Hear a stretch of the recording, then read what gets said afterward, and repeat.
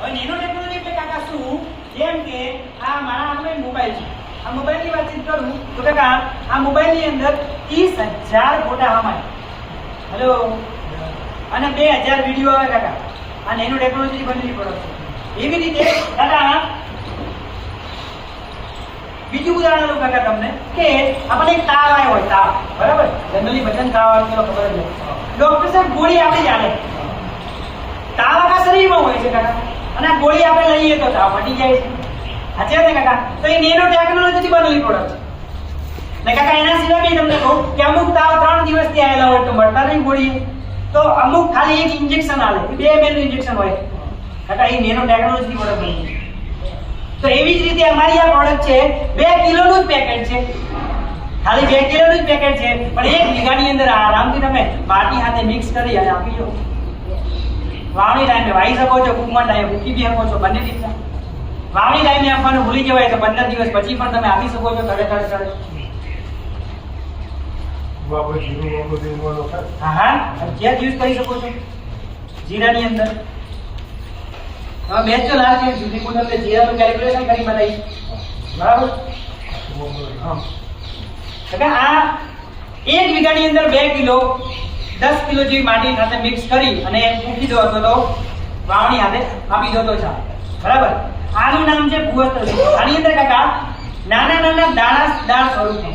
અને કાકા તમને કહી દઉં કે અમારી આ જે પ્રોડક્ટ છે એ પ્રોડક્ટ પ્યોર ઓર્ગેનિક છે, પ્યોર ઓર્ગેનિક છે. કાકા ઓર્ગેનિક ખેતીવાડી કરવી જોઈએ, યસ ઓર નો? આ વાત ચાલુ છે ભૂવસ્ત્રની ત્યારે, ઓકે? અને એવા ટાઈમે અમુક ખેડૂત એવું બોલે છે, મારે આ પ્રોડક્ટ એમની જોડે પડી છે, હું વાતચીત ચાલુ છે, અમુક ખેડૂત એવું કહે છે સામેથી કે સાચી વાત છે સાહેબ, ડીએપી યુરિયા દવા તો વપરાતી હશે, ના જ વપરાય. હું છેલ્લા 3 વર્ષથી મારા ખેતરની અંદર એક દાણો ડીએપી નહીં નાખ્યો. આવા ખેડૂતો મળશે તમને પાસે? મળશે ના? નથી જ વાપરતા બેન, છે જ એવા ઘણા બધા તમને બતાવું કેવા એક ખેડૂત તમારે પૂછીએ કે સાહેબ સાચી વાત છે અમારે ડીએપી યુરિયા રાસાયણિક દવાનો ઉપયોગ કરતો નથી, વાપરી ના જોઈએ. હું છેલ્લા 3 વર્ષથી આજો મારા ઘરે આજો બે બતાવશે, એમ છાણિયું ખાતર પડી ગયું. સાચી વાત છે, આજો હવે પેલું ટંક પડી ગયો, એની અંદર કાઢી છાશ ભરેલી છે, બરાબર છે સાહેબ? સરસ. કાકા ઓર્ગેનિક ખેતીમાં 2 પ્રકારની ખેતી આવે. હેલો, આ તમારા માટે કાર્ડ છે. ઓર્ગેનિક ખેતીમાં સાહેબ 2 પ્રકારની ખેતી આવે. એક ખેતીનું નામ છે જૈવિક ખેતી અને બીજી ખેતીનું નામ છે સેન્દ્રિય ખેતી. હેલો, જૈવિક ખેતીમાં કેવું હોય છે કાકા કે જૈવિક ખેતીની અંદર જેમાં જીવ હોય, જેમાં સૂક્ષ્મ જીવો હોય એને જૈવિક ખેતી. જેમ કે ગાયની આધારિત જે ખેતી છે એની અંદર સૂક્ષ્મ જીવો હોય છે, તો એ જે ખેતી છે એની અંદર જે જૈવિક ખાતર હોય છે, જૈવિક જે દવાઓ હોય છે એની અંદર સૂક્ષ્મ જીવો આવેલા હોય છે. પરંતુ કાકા આપણે જે એરિયાની અંદર ખેતીવાડી કરીએ છીએ, એ એરિયાની અંદર કાકા દિવસનું જે તાપમાન છે 30 ડિગ્રીથી વધારે હોય છે. સાચી વાત ને કાકા? ગરમી કેવી પડે? સાચી વાત છે. અને કાકા રાતનું જે તાપમાન છે -7 ડિગ્રી કરતા પણ ઓછું હોય છે. એટલે કે દિવસે તાપમાન વધારે હોય છે, રાત્રે તાપમાન ઓછું હોય છે. એના કારણે કાકા એ જે ગાય આધારિત જે ખેતી છે, ઘણા બધા ખેડૂતો એવું કહે, તમને બી કાકા ખબર હશે કે ઓર્ગેનિકમાં રિઝલ્ટ ઓછું મળે, નહીં? સાચી વાત ને કાકા? આવું પૂછવાનું. અને કે છે સાચી વાત છે ઓર્ગેનિકમાં ઓછું રિઝલ્ટ મળે, પણ શેમાં ઓછું મળે? જે ગાય આધારિત ખેતી થઈ રહી છે, જૈવિક ખેતી, એમાં કેમ ઓછું મળે છે? એનું કારણ શું ભાઈ? કેટલા લોકો ખબર પડી? હાલ તાપમાન દિવસે 30 ડિગ્રી કરતા વધારે તાપમાન હોય, રાત્રે -7 ડિગ્રી કરતા તાપમાન ઓછું હોય. એના કારણે દિવસે ગરમીના કારણે જીવાણુઓ, સૂક્ષ્મ જીવો મરે છે, અને રાત્રે ઠંડીના કારણે જે બચેલા સૂક્ષ્મ જીવો મરે છે. એના કારણે 70% રિઝલ્ટ મળતું નથી. એટલે આપણી બાજુમાં કાકા આ જૈવિક ખેતી સુટેબલ નથી, યોગ્ય નથી. એના કારણે એમાં રિઝલ્ટ ઓછું છે. પણ બીજી જે ખેતી તમને કીધી કાકા એ છે સેન્દ્રિય ખેતી.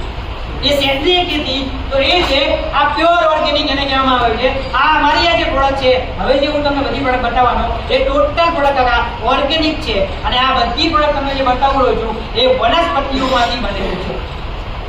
આપણી જોડે ભાઈ શેમાંથી બનેલી છે? વનસ્પતિ. વનસ્પતિઓમાંથી. ચાહે વનસ્પતિનો અર્ક હોય, ચાહે વનસ્પતિના પાંદડા હોય, ચાહે વનસ્પતિની અંદર ઓઇલ હોય, કોઈ પણ એના કન્ટેન્ટનો ઉપયોગ કરી અને આપણી પ્રોડક્ટ બનેલી છે.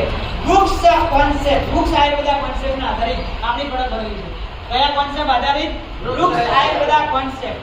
વૃક્ષ આયુર્વેદા કોન્સેપ્ટ એમાંથી કાકા બનેલી પ્રોડક્ટ છે. હવે આની વાત કરું કાકા, તમારું નામ છે ગોસ્ટ સુપર. હવે કાકા તમને હજી બી તમને કાકા કહી દઉં કે આ નાનું પેકેટ કેટલું રિઝલ્ટ આપશે. 100 ગ્રામ સોનું હોય, એના 100 ટુકડા કરો તો સાહેબ 1 ગ્રામ સોનીની કિંમત કમ થઈ જવાની ખરા? એ ઊનું જ રહેવાનું ને? હેલો, ઊનું જ રહેવાનું ને? એમ કાકા આની અંદર 1 દાણા બરાબર 1 લાખ દાણા બરાબર કામ કરે. એક લાખ દાણા બરાબર કામ કરે ખેતરની અંદર આપે. અને આમાં પહેલો ફાયદો તમારો એ થશે કાકા કે આ ભૂઅસ્ત્ર નાખવાથી તમારી જમીનને પોચી બનાવવાનું કામ, જે બંજર થઈ રહી છે જમીન એને પોચી બનાવવાનું કામ કરશે, જમીનને ફળદ્રુપ બનાવવાનું કામ કરશે અને જમીનને સેનેટાઇઝર કરવાનું કામ આ ભૂઅસ્ત્રનું છે. સેનેટાઇઝર એટલે શું? કોરોના આવ્યો તો આપણે બધા વેક્સિન આપી હતી ભાઈ, બધા લોકો વેક્સિન લીધી કે ના લીધી? યસ. અને આજકાલ તો આપણે ફરી પાછી કેસેટ ચાલુ થઈ ગઈ છે. ફોન કરો એટલે વાગે 150 કરોડ લોકોએ વેક્સિન ના ટીકા લગાવ્યા. ભારતની વસ્તી 140 કરોડ છે, ખબર નહીં 150 કરોડ એ આપણો ગરીબ છે.